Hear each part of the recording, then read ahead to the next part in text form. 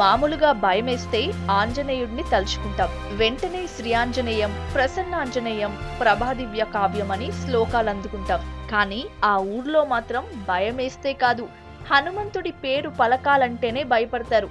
ఎవరైనా పొరపాటున పలికారో అంతే సంగతులు. ఎందుకో ఏంటో ఇప్పుడు తెలుసుకుందాం.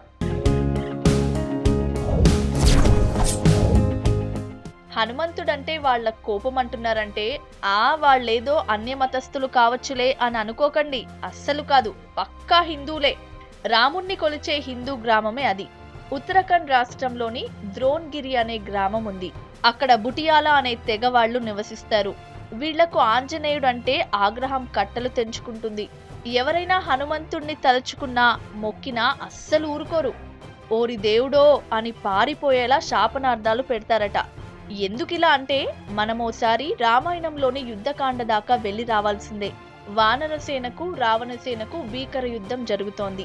ఆ టైంలో జిత్తులమారి ఇంద్రజిత్తు వేసిన బాణం తగిలి లక్ష్మణుడు మూర్ఛపోతాడు.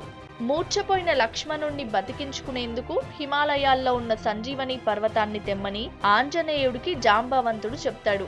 సంజీవని మొక్క తేవడానికి వెళ్లిన హనుమంతుడు ఆ గుట్ట మొత్తం తిరిగి ఆ చిన్న మొక్కను ఎంతసేపని వెతకాలి అని ఏకంగా సంజీవని పర్వతాన్నే ఎత్తుకొచ్చేస్తాడు.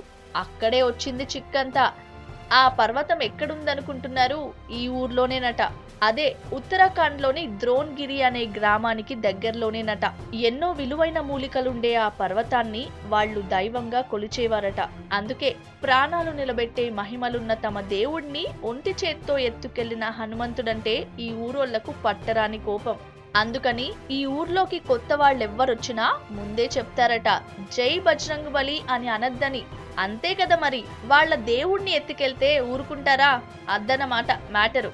ఓకే ఫ్రెండ్స్, మా వీడియో నచ్చినట్లయితే లైక్ చేసి షేర్ చేయండి. ఇలాంటి విషయాలు ఇంకొన్ని తెలుసుకోవాలనుకుంటే మా wonder facts Telugu channel subscribe చేయండి. Thank you for watching.